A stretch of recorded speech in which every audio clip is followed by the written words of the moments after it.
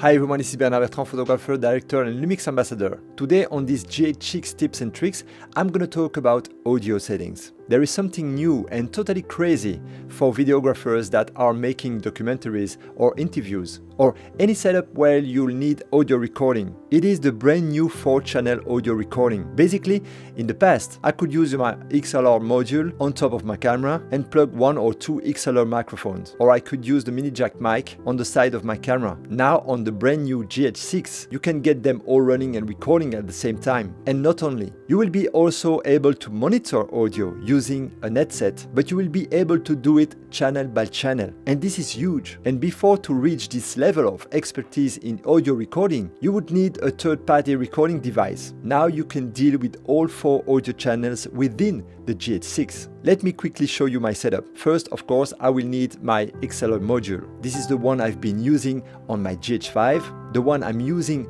on my LUMIX S cameras, and now on the new GH6. This is also why I absolutely love Panasonic. They are not messing around when they release a new camera. An accessory that works with that camera does work with another. I love it. First, make sure to turn on the XLR module to XLR1 and 2. I will plug my Sennheiser MK-E600 shotgun mic cable. Next to it, I will plug my Sennheiser XSWD wireless lavalier mic. Then, using the mini jack on the side of the camera, I will plug another lavalier mic from Synco, and the internal camera microphone will also record the channel. So you can go pretty exotic and plug whatever you want, wherever you want. I will then plug my headset, and as I said, you will be then able to monitor channel by channel if you want to, or channel 1 only, or channel 1 and 2 together, or 3 and 4 together, or all of them together. This is really impressive. Once again, in order to achieve that level of audio recording control before, you would need a third-party device. Thank you Panasonic for that. I find this really